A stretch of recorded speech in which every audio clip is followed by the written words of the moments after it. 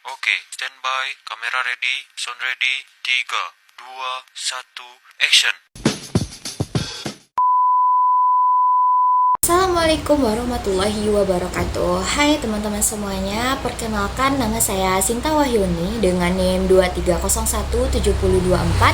Saya dari program studi Sastra Indonesia dari Departemen Bahasa dan Sastra Indonesia dan Daerah, Fakultas Bahasa dan Seni Universitas Negeri Padang.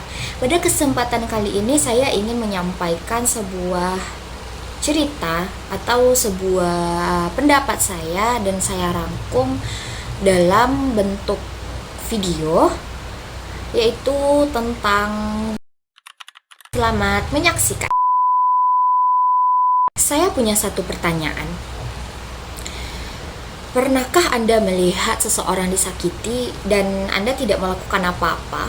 Bukan karena Anda jahat, bukan juga karena Anda tidak peduli, tapi mungkin karena Anda tidak tahu harus berbuat apa, atau karena Anda berpikir bukan urusan saya, atau karena semua orang di sekitar Anda juga diam, dan diam itu terasa seperti pilihan yang aman.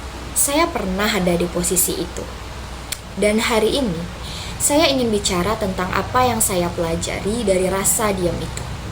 Kata bullying, saya dulu selalu membayangkannya sebagai sesuatu yang kasar dan jelas.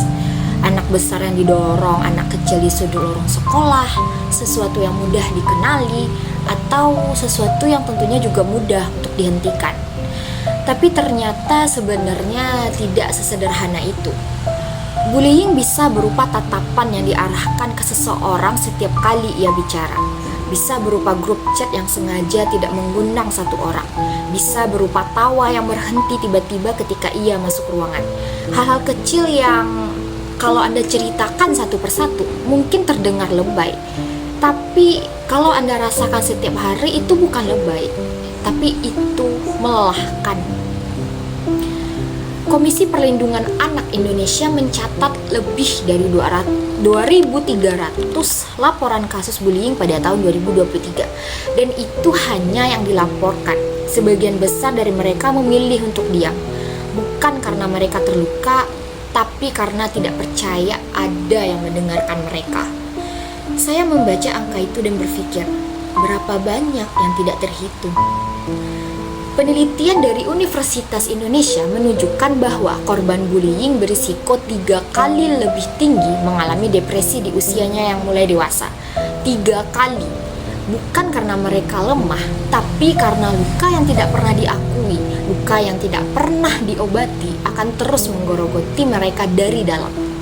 Dan kita, masyarakat, teman, keluarga, seringkali menjadi bagian dari keheningan yang membiarkan luka itu tetap terus ada. Yang paling sulit untuk saya akui adalah ini. Saya pernah menjadi penonton hal itu terjadi.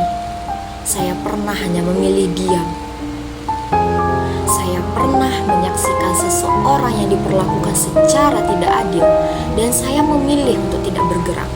Saya cerita kepada diri sendiri bahwa itu bukan urusan saya, bahwa nanti juga urusan itu juga selesai sendiri, bahwa kalau saya ikut campur, saya yang akan jadi sasaran berikutnya. Dan mungkin beberapa dari Anda juga pernah merasakan hal yang sama seperti saya. Dalam ilmu psikologi ada yang namanya bystander effect. Semakin banyak orang yang menyaksikan sesuatu yang salah, maka semakin sedikit dari mereka merasa bertanggung jawab untuk bertindak. Karena kita menunggu orang lain untuk bergerak lebih dulu daripada kita. Karena kita berpikir pasti ada yang lain yang akan melakukan sesuatu. Tapi bagaimana kalau semua orang berpikir hal yang sama? Maka tidak ada yang bergerak. Dan korbannya tentunya berdiri sendiri di tengah keramaian, dikelilingi oleh banyak orang yang semuanya memilih untuk tidak melihat. Itulah hal yang paling menyakitkan dari bullying. Bukan hanya perbuatan pelakunya, tapi kesunyian dari orang-orang yang ada di sana tapi tidak hadir. Tapi saya tidak ingin berhenti di sana. dirasa bersalah, dan penuh dengan rasa penyesalan. Karena saya percaya bahwa menyadari kesalahan adalah awal dari sesuatu, bukanlah akhir dari segalanya. Saya belajar bahwa perubahan tidak harus dimulai dari hal-hal yang besar. Ia bisa dimulai dari satu keputusan yang kecil yang kita ambil dalam kehidupan kita sehari-hari. Keputusan untuk menyapa seseorang yang tampak sendirian.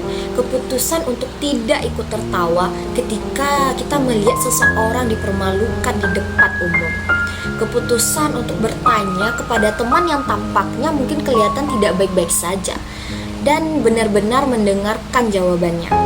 Di Finlandia ada program bernama Kiva yang mengajarkan bukan hanya bagaimana kita menghentikan pelaku, tapi bagaimana melatih para penonton untuk berani bertindak.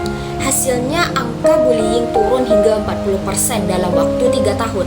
Bukan karena semua orang tiba-tiba menjadi pemberani, tapi karena mereka diberitahu bahwa suara mereka sungguh berarti.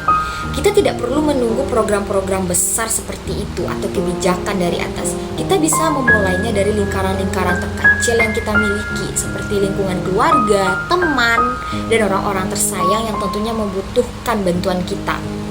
Di awal tadi saya bertanya, bukan? Pernahkah Anda melihat seseorang disakiti dan tidak melakukan apa-apa?